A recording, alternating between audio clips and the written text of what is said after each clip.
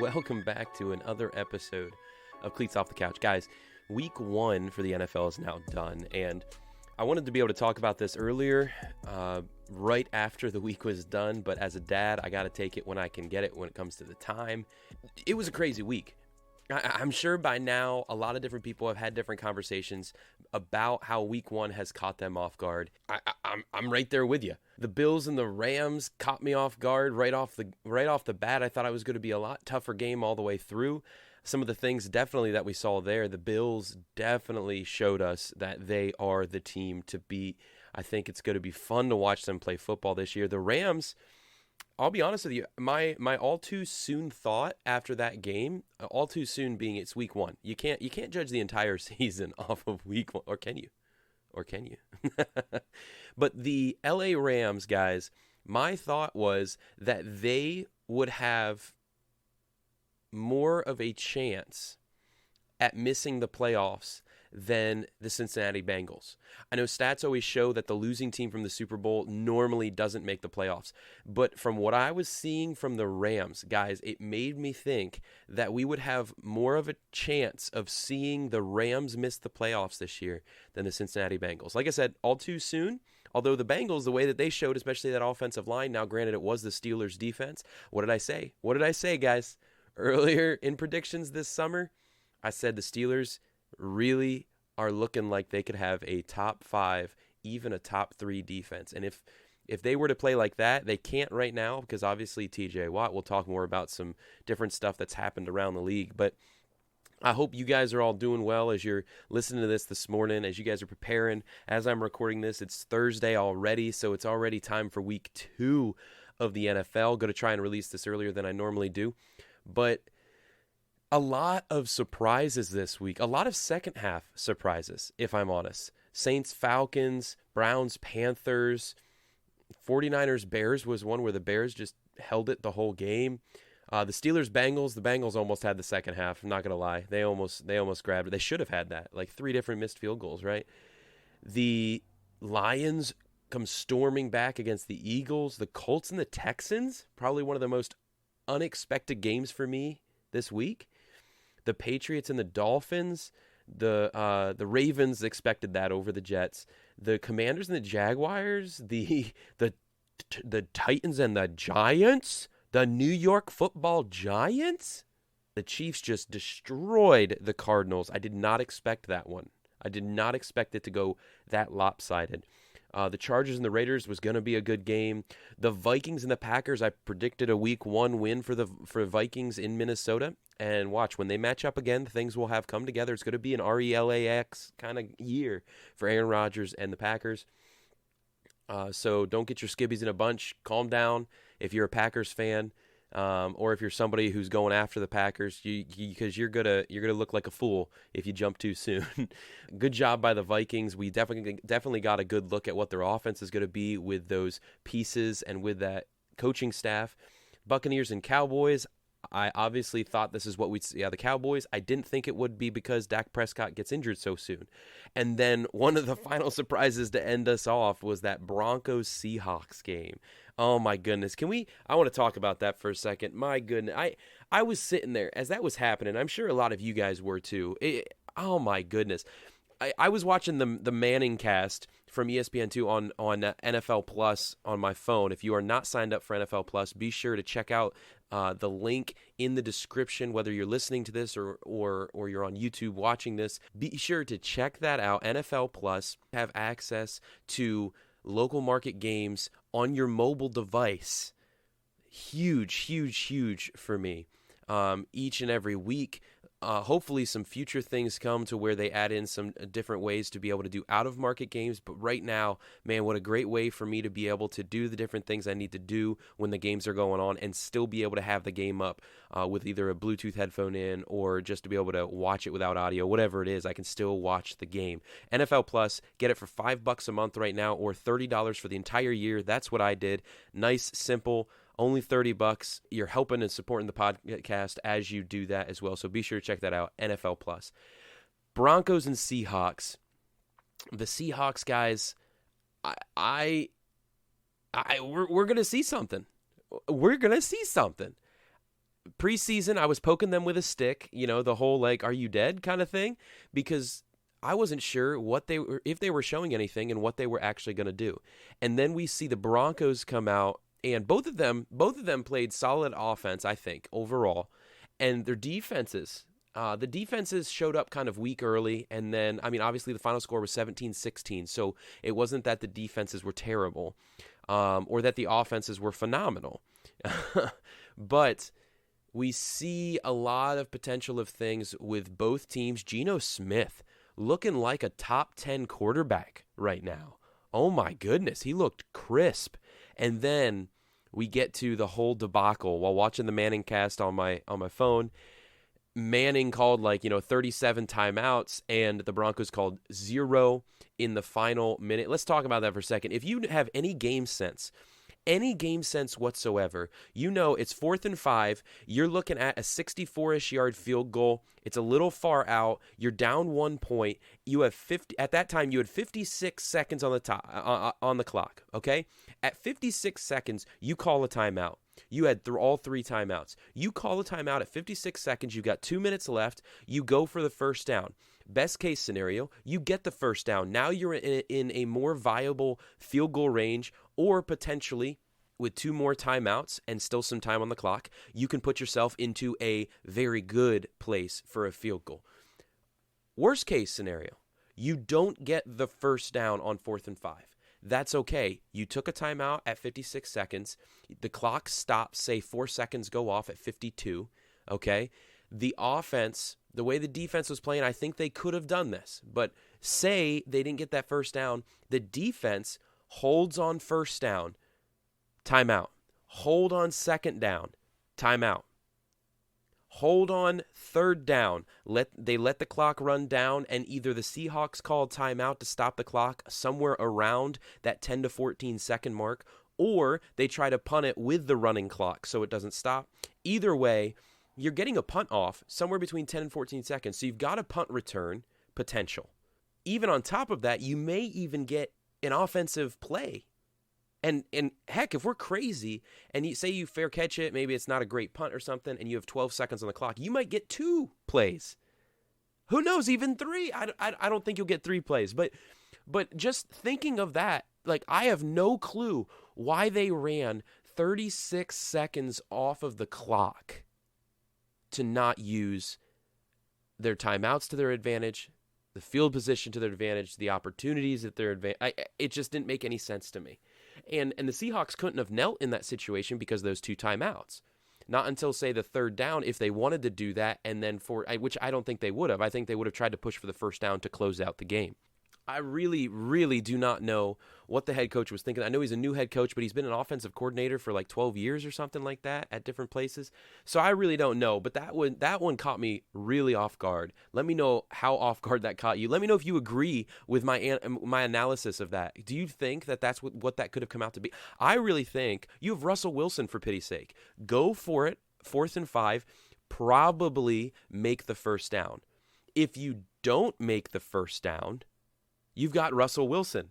If force the stop with the defense, if you force that stop, you got 2 big shots, or one a little bit of field position to the out of bounds, and then deep shot for a Hail Mary for a touchdown attempt. I don't know what they were thinking. But that one really, I know that got a lot of people going, and a lot of people just confused. Just confused. Why would a head coach in the NFL not have that scenario ready? Why would they not be ready for that scenario? I don't understand. Buccaneers and Cowboys, no surprise to me there. I really thought that the Cowboys were not going to be as good on defense this year with some of the losses, like Gregory, who went to the Broncos. From what I heard, I didn't get to watch a lot of that game, but what I heard is that Trayvon, that's his name, right? Number 7, I think it is. Ball hawk last year, is that he had a solid game until there was a one-on-one to Mike Evans, and Mike Evans made him look like a little boy. And so, good for him. I wanted to see some improvement in yards given up, and I'm tired of hearing the arguments about it's not his fault because he got to say he one-on-ones and plays man coverage a lot when he doesn't have safety help, and he just trails too far. he tries to play the ball. I understand that, but you take a big risk every time you always try to play the ball. I mean, just take it for what it is. He's an aggressive player, and that's okay. That's okay, Cowboys fans. We don't have to cry about everything. The Cowboys, I'm really curious to see what Cooper Rush is going to be able to do, and are they going to trade for somebody?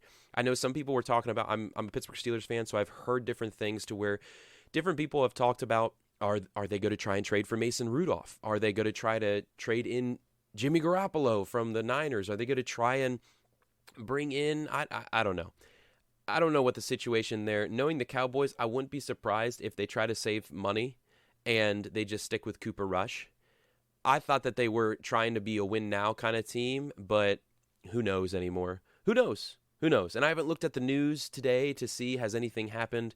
I think last I saw that it was just practice with Cooper Rush, and let's understand what's happening with Dak's hand completely, so we understand what the season looks like.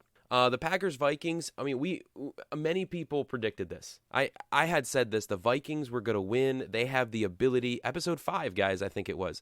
The Vikings have the ability to be the new force in the North. They were going to do it at home in week 1 with the new OC who gets Kirk Cousins to get and have fun on offense the way he needs to and wants to Justin Jefferson, the best wide receiver right now. Like, it's going to be fun to watch that offense. And the Packers, they'll get it together, but they've got young guys who are dropping wide open balls, and Aaron Rodgers still doing what he needs to get the ball where it needs to go. I'm kind of surprised the defense. The defense did not do everything I expected it, but again, it's that offense. I mean, that Vikings offense.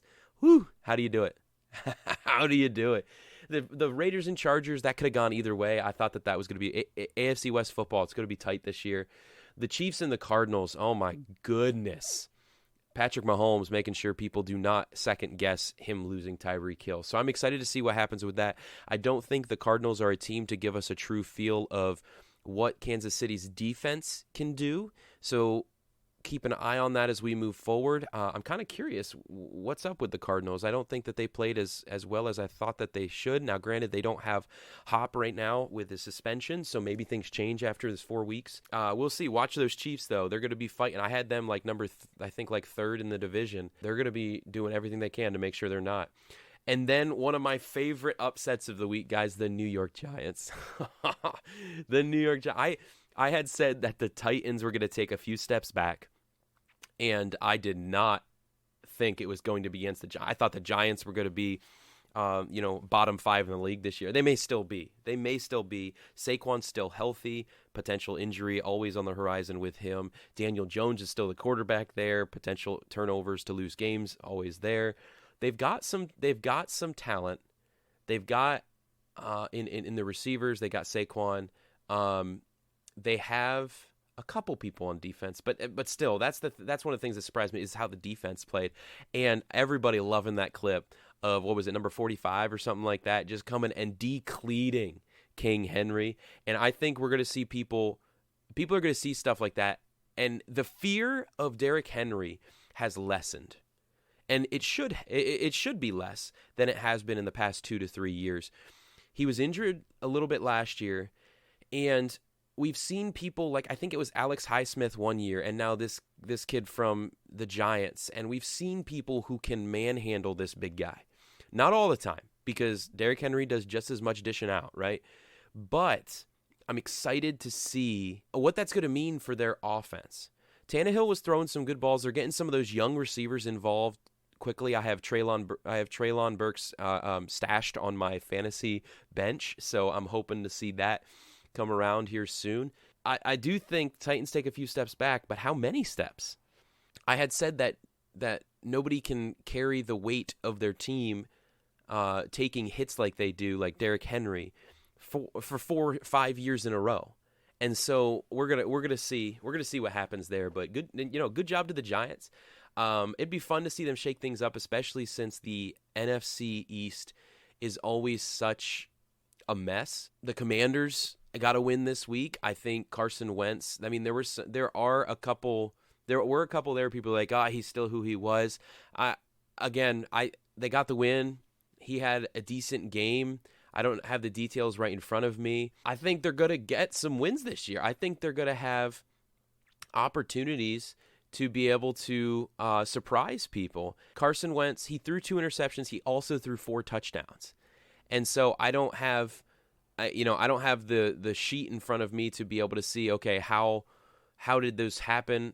Was it because of a crappy offensive line? Maybe. I don't know. I don't have it in front of me. But, of course, we're in a quarterback league. Everybody's going to blame the quarterback first, especially when there's somebody who's been blamed a lot before. They'll carry that on. But good for Carson Wentz, good for the Commanders. They got that win. The Giants got the win. The Eagles barely got the win. That one was interesting. The Lions came surging back. It's some of that exciting football I was talking about in the summer. That I'm so excited to see Dan Campbell lead Detroit into some exciting runs like that. And I'm sure Detroit as a fan base is super excited about that too. They didn't get the win. Obviously, you don't just want moral victories, but what an exciting thing for Detroit fans to be able to see how their team, with the current setup, the current coaching, is willing and able to come back against, honestly, one of the top teams in the NFC, the Eagles, right now. So good for them. I'm excited to see them actually get a W here soon. The Eagles, interesting though, because their defense I thought was going to be pretty darn good.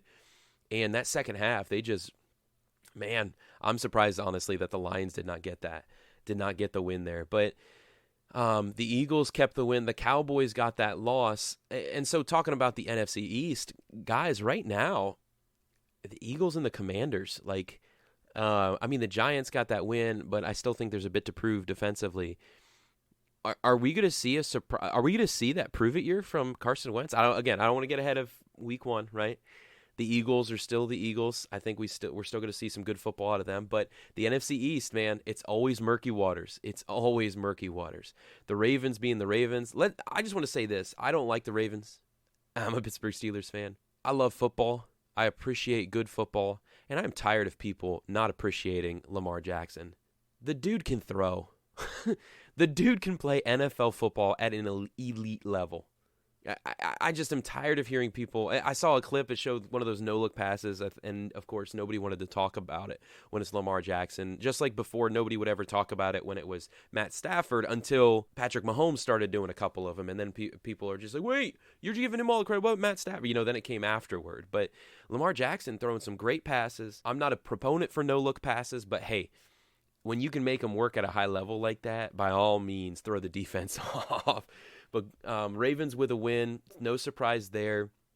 Ravens still going to be fighting for the top of the AFC North if they stay healthy. Dolphins and the Patriots, I had said that could go either way. It's interdivisional. It's Bill Belichick. And watch the next time they play. I wouldn't be surprised if they just trade it off. The Dolphins got a win there. We're going to see that up and down I had talked about with the potentials of Miami. I don't think they're a team that is going to fulfill all of their potential, but they obviously are going to do what they have to at times and what they should do at times. I think we're a little heavy there on the focus on Tyreek Hill, though. 12 passes to 5 to Jalen Waddle or something like that. So keep an eye on how they do that, because I do think focus and use like that against a smaller guy. Yes, he's fast. He's a smaller guy, though. Could lead to injury, and I hope not. Obviously, I hope that for all these teams. I like to see teams compete at their highest level with all of their players. That's a concern for me to watch out for. I don't like to kind of predict injuries, but it is what it is. And then the Colts and the Texans, man, good for the Texans. Good for the Texans. Honestly, to come out of that with a tie, good for them. I think some busts there on the side of all the expectations of that running back for the Texans, but I don't know what's going on with the Colts. I hope it's just the first game, get things together, get things going, because that was just there's no reason that the Indianapolis Colts with their current roster should have got a tie. I mean, let's be real. It's pretty much a loss. When you tie with one of the worst teams in the league, it's a loss. I know that as a Steelers fan, tying with the Lions, what was that, last year even? Or 2 years ago. They've done it like twice in the past 4 years, and it's ridiculous. But the Colts, there's no reason that should happen. I don't think we'll see that kind of thing happen again for them. I think we'll see some recovery from that, and we'll see them have some excellent games here moving forward. Why that happened, I don't know. I can't comprehend it. Matt Ryan and that offense have got to put some pieces together, put some pieces forward. Some of the final ones from last week, the Bears, 49ers, good job on the Bears. I do think the weather helped them there, but good on them for taking advantage of that. Good on them for taking advantage of that. Another injury to the 49ers in the running game. Just like the past 3 years, this is what I had talked about. It's going to be huge for them. They've got to stay healthy. And the other thing is, well, I mean, it was just the weather. But Trey Lance, from the clips that I saw, didn't really show a ton to be desired for. Justin Fields showed some flash of what he can do and what we should be looking forward to. But I do think that game was mainly decided because of weather. I really do. Weather and home field advantage were huge there. Defense for the Bears, though, did an excellent job. I don't want to underappreciate them. They did a great job. Again, weather was helpful. The Steelers and the Bengals, though, I'm not going to go on about this because we all know the Steelers had arguably the best defensive showing of any team this week. Arguably the best defensive showing. It was one of the best individual defensive performances in Steelers history when you look at just statistics. When you look at statistics, not including I'm talking about like what the defense forced and such. They forced 7 sacks, I think it was, and four or more turnovers. It's the first time the Steelers defense, I think, had ever done that in a game. The Steelers offense, here's where I want to be real. The Steelers look the exact same as last year to me, but with an improved defense.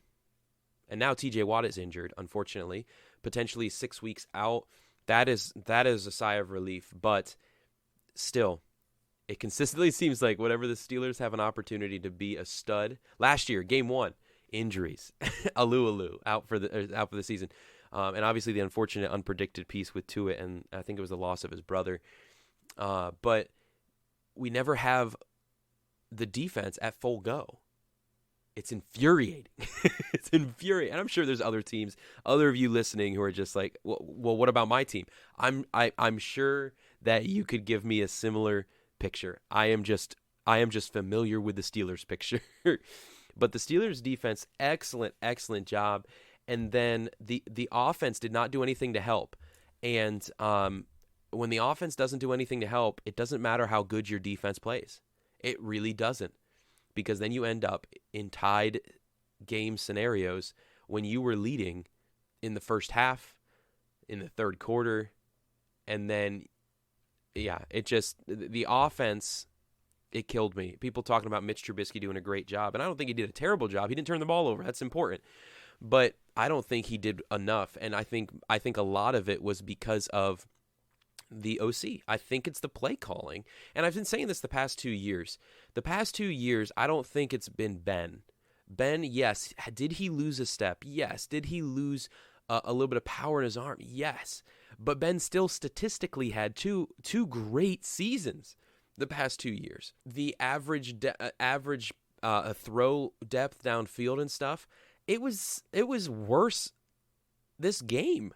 I think it was average like 5 yards per pass, and I think with Ben it was down to 6.1 or something like that. Somebody can correct me on that because I know I'm probably not exactly right. But this game, guys, I am not sold on Matt Canada, and it's been a frustrating thing to me because I feel like we've had a consistent rollover when it comes to OC. Is it the OC or is it the capability of the head coach or management to be able to place them? I don't know. I've always had some qualms about Mike Tomlin. I'm not for a second going to contradict what the man has done and what he has accomplished as a head coach. But when it comes to what you have available to you and what you could do with it, he far underwhelms. And that's insane to me. If you think about the Steelers over the past 15 seasons and how they have not had a losing season, they've had 2 or 3 like 8-8 seasons, but they have not had a losing season in 15 years. And to think, especially over the past decade, the Steelers have had different issues, especially with OC situations, to where they could not, and play calling situations on offense, to where they have underwhelmed from who they could be and what they could accomplish. Dude, it's insane to think about what they should have accomplished. Even just talking back to the Killer Bees, right? Back when AB in his prime, Bell in his first few years, Ben when he was in the height of his passing career. Like, oh my goodness. Now, granted, then you have to consider the fact of a weaker defense that the Steelers had as well. I do understand that, but the reality of the offensive coordinator and the offensive play calling in Pittsburgh has been very questionable, very suspect to me. And unfortunately, I think we're going to see some of the same this year. And it's not going to be because of poor play from Mitch completely. There may be different games. Every quarterback has a game or two that they play less than they should, right? But I think we're going to see some play calling that doesn't stretch the field. It doesn't properly align according to the defense that you're seeing. It doesn't properly use motions and zone and different movements to be able to bounce off and be able to mess with the mind of the defense. I think what I've seen so far is a collegiate playbook in the NFL, and that concerns me. But now I say that all with a clause. I'm not an NFL offensive coordinator. I'm not an NFL coach. I'm not even an NFL towel boy. So I say all that as a guy sitting on a couch, right? Sitting on a couch with my observations. And that's it. That's all I'll go with there. On to the Browns and the Panthers, guys. That one should have been the Panthers game. That was a comeback game that they lost. I was so excited to see Baker Mayfield get that over the Browns. But good on Jacoby Brissett and the Browns for being able to find a way to make that happen. How Myles Garrett got rated as number one this past week with his performance, but Minkah Fitzpatrick was not even top 5 is insane to me. But that stuff, when I see stuff like that, and we saw what someone like Minkah was able to do this past game versus what Myles Garrett was able to do, and obviously great player, that's just, I can't trust those kind of rankings. Minkah Fitzpatrick wasn't even in the top 5 on the PFF rate. That's ridiculous. That is ridiculous. We had the Saints and the Falcons. That was one that felt like was going to be, it's NFC South football. I'll be honest with you, I didn't expect the Falcons to be able to play that well, to play that hard, to play this early. And so good on them. Marcus Mariota not starting for a few years and then coming in and being the guy. Cordero Patterson, let's go. So I think there'll be some great things there. But then Jameis Winston in the fourth quarter. It's like everybody remember Tim Tebow in the fourth quarter. Everybody always talks about how terrible Tebow was when he played and stuff. Dude, Tim Tebow in the fourth quarter was phenomenal. Jameis Winston, man. Holy cow. What an end of the game that one was. But guys, this week, let me know your thoughts. What was the craziest game, craziest moment for you?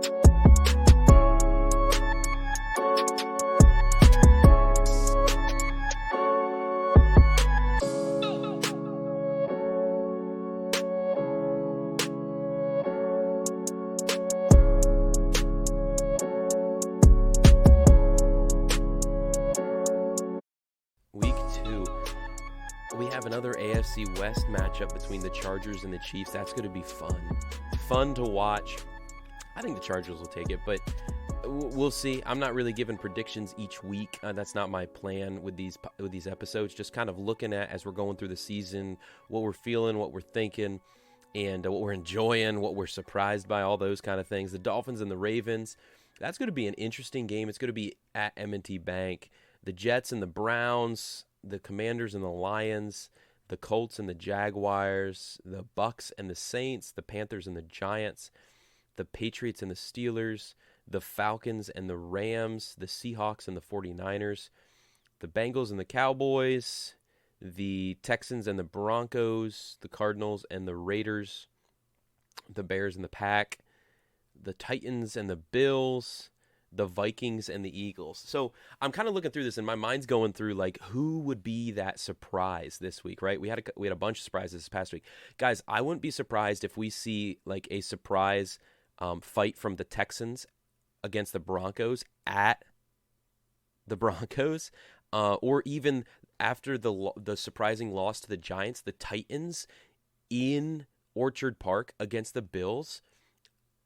What a surprise that would be to see them fight to a point of even potentially winning, but even just giving surprise after what we saw this past week. But those are a couple games. Seahawks, 49ers. I think that's going to be a fun one as well. Division play though, it's hard to call those upsets because division play is just a different style of football, and we saw what the Seahawks can do. And we have yet to see the 49ers fulfill what we know that they can do. Another one that I think could be a surprise for us this week is watch the Falcons in SoFi Stadium against the LA Rams. That one could be a fun one with Cordero, with Marcus Mariota, with the defense, especially what's his name out at cornerback. Man, I'm kind of excited to see that one. That's an afternoon game this Sunday. But the Steelers and the Patriots, that's going to be a fight. That's going to be a dog fight like it always is. And then the Panthers and Giants, it wouldn't really be an upset there if either one of those win. The Bucks and the Saints, that's going to be a fight. I wouldn't be surprised if the Saints get a win over the Bucks there, but we'll see. Colts and the Jags. The Colts should win that, but that's another one that I wouldn't be surprised if the Jags are able to make it happen because it's division play. Division play is just a completely different brand. Commanders and Lions, that one can go either way. Jets and Browns. Okay, I think that it would be a surprise if in Cleveland the Jets were to be able to beat the Browns with Joe Flacco as the starting quarterback. That would be a big surprise to me. I think this is a game for the Browns to lose. Dolphins and Ravens could go either way. Chargers Chiefs, yeah. So it's hard to say, but I think watch for those 4 games I said. The Texans, Broncos, Titans, Bills. Honestly, week 2, the Bears and the Packers, with what we can see out of the Bears, I'm not one to jump against Aaron and the Pack, but it's week 2 after struggles with a young receiving core. The Bears might give us some fun football against the Packers. It's hard to tell though because they're in Lambeau, and maybe that Packers defense recovers a little. But that Texan Broncos, the Bengals Cowboys, we'll see. Obviously, it would be a big surprise if the Cowboys were to do something crazy against the Bengals since they don't have Dak. But if they get some pressure from that defense on that offensive line, it might not be as much of a surprise as we think. It might not be, but the Falcons Rams, that'll be one to look for. The Falcons and Rams. I keep looking at these division games, and I don't want to call those. The Jags Colts. It honestly wouldn't surprise me either way. It should be the Colts, but it shouldn't surprise me either way. The Seahawks 49ers. It wouldn't surprise me either way, but it should be the 49ers. You know what I mean? And then the Jets Browns probably would be the biggest one to me. If the Jets beat the Browns with Joe Flacco as a starting quarterback, that would be a huge surprise to me. It really would. I'm excited. It's football season, baby. How's everybody doing in their fantasy league? I know for myself, I've been looking at trying to trade away Cam Akers. I'm not a big fan. I was looking at stats from the past 2 years with Sean McVay's run offense, and it's been bottom of the league. It's not been horrendous when you look at what stats can do for you in a general week for fantasy football, but overall, it's not been the greatest run attack. And so Cam Akers, obviously Darrell Henderson controlling that job. I know injuries can happen at any time, so do I trade him out this early? But if I can get something for Cam Akers, if I can give away Cam Akers and I don't know Zay Jones or something like that for an Etienne or something like that, ETN, then why would I not try to do that? You know what I mean? Another one that I've been fighting with myself about is Najee Harris. As a Pittsburgh Steelers guy and in a PPR league with heavy runner, I don't know that I want to get rid of him this early. But the fact that he's already dealt with the potential Liz Frank, however you pronounce that, in the preseason, and now, had to sit out the latter part of this past game in week 1 of an 18-week season, is concerning to me. And I kind of want to take advantage of a trade early before something does happen, and then I can't get anything for him. So, I mean, those are two for me that I'm really looking. Cam Akers and Najee Harris. In the league I'm playing in right now, it's with some people from my local church, and we've been doing this league for about 8 years. I've won twice in the league. We purposely set things up. It's really difficult for anybody who does fantasy. We've done it to where it's a standard draft. It's not a snake draft. And the idea was that within the first 4 years, myself and one other guy who's my co-commissioner won. I won twice, he won twice. And we were just like, we're going to lose people if it's just you and I going back and forth. And actually, the standard draft got set up by accident. It was accidentally done one year, but I liked how it gave more of an even competition, and it gave opportunity for new players as well as for those who have been around a while but not really had great shots to have a shot. And within those next 3 seasons, he just won last year again, so he was the first one to 3 in our league, but there were 2 others who had never won before who won. And so it was like, awesome. That's what we're trying to do. We're trying to give it to where people see that they have a shot. They have a shot at winning this thing. And so with that, though, this year was an 18-team league. Think about that. Think about the 18 teams. So there's slim pickings across the league. Next year, because of this, we've had 4 straight years of at least 16 teams. 2 of those 4 years, we've had 18. So next year, we're going to be splitting into 2 leagues to then do basically like an AFC conference and an NFC conference. So we'll have at minimum a 10-man league. Hopefully we can find a couple more people to that and get to a 12-man league in each, because that right there is the sweet spot, right? But if we do 2 10-man leagues, everybody will draft and we'll split out accordingly to how things finish this year, and whoever wins each league will be that league's champion, but then we'll compete together for the full league champion rather than the conference champion. So if you have the same player when that happens, they'll cancel out, and it'll be based upon who you have that the other doesn't. And the co-commission I will keep track of the stats and stuff like that. It's a fun way. If you got a big group, it's a fun idea to be able to split it up and not lose people. Be able to keep it competitive. People still have fun, because we started getting complaints from people about the draft and stuff like that, and about how many people and are there going to actually be people available, which didn't make sense to me, because when you think about it, we had 18 people before and nobody complained about it. So I think people are just getting to that place of like, okay, if we're going to have this many people, let's do something different with it, which I'm completely on board with. And I had announced this is going to be our last time doing it this way.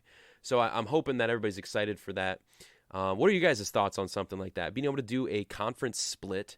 We've used Yahoo, and I know there was somebody just groaned listening to that. But I've really enjoyed Yahoo. I like the aesthetic to it. They've done a good job with advancing it forward, and it just has always looked smoother, felt smoother, and I don't know. I've just liked Yahoo's far and above over ESPN. ESPN to me has looked so much like, if I was a statistician, maybe ESPN. It just looks so blech. And it doesn't have a clean feel to it, a smooth feel to it. I've enjoyed Yahoo, but I've heard a lot about this Sleeper app. I don't know anything about it yet. I've just heard about it. I'm really curious to check it out in the future. We'll see what happens. Right now, not doing too hot. Started out the season 0-1 with blanks from people like Cam Akers at my flex. And I joined a lot of people in heartache from that. Najee not having a phenomenal game. This season has a lot of potential. It's a long season. And so I encourage you, if you're in fantasy football right now, it's a long season. You're a fan of a certain team, it's a long season. Take a breath. A loss does not decide the whole year unless it's the final game of the season and you're in a win it and in it situation. Then it does. But it's very rare that a single win early in the season, a single loss earlier in the season will decide it all for you. Take encouragement from that. But overall, today I really wanted to talk a little bit about those week 1 games as we get ready for week 2. Again, it's not going to be something that I do each and every week, review through the previous week. I just can't commit to that kind of thing with my son. But this week, so many crazy things started. I was just like, dude, I gotta get these out. I gotta talk about it. And so we'll see what week 2 holds for us. There's always some crazy things happening in football in the NFL. Also, some conversations moving forward about some things we've talked about before with fantasy football, and as well as thoughts on different individual performances and what they'll look like come the end of the season, other scenarios and news happening, but also having conversation about other parts of life. I mean, talking about this right now, you listening to this right now, you're a football fan. You're most likely listening to this as a football fan, and I love it. I love that. I love football, and I'm going to constantly be talking about it. But there's other pieces that blend into that, right? There's more to me than football. There's more to life than football. And I'd love for conversations that begin in football to be able to cover other topics and look at other important conversations. Now, I'm not saying that about like, okay, we're going to get political or anything like that. That's not the idea at all. But, you know, I'm a dad. So there'll be other conversations that come up that I can talk about, that maybe I have guests on that we talk about and cover, that start from sitting on the couch talking about football and head towards two dudes talking about being a dad, or talking about being a Christian, or talking about you name it. Anything can come from those conversations. So I'm excited for where things can continue to go. We've started with a place of predictions and football, and I'm excited about that. And I'm also excited about where things can go with a podcast that leaves a little bit of free form out of a base topic like that. So let me know if you guys have any thoughts, anything you think would be an awesome topic of conversation. Don't be afraid to tag me on Twitter, DM me on Twitter. Let me know a thought you may have. Check out the Patreon, guys. In the link below or in the description. New Patreon out for ways to be able to be more a part of things and see more content as it comes out, and to even have a voice in things. Be sure to check that out. And I look forward to not only continuing to have different conversations and looking at different topics that I want to do, but also addressing things that maybe you would like to hear about, hear my perspective on, or get my thoughts on. So I'm excited about that. I look forward to week 2, and look forward to some of your predictions. Let me know who you got winning some of these games that I said earlier. There's 3 or 4 that could be big upsets to look out for. How do you think the Steelers will do without TJ Watt? Let me know your thoughts, guys. Throw them in the comments. Tag me on Twitter, whatever it is. I look forward to the next episode of Cleats Off the Couch. I hope you guys have a great one. Until then, peace.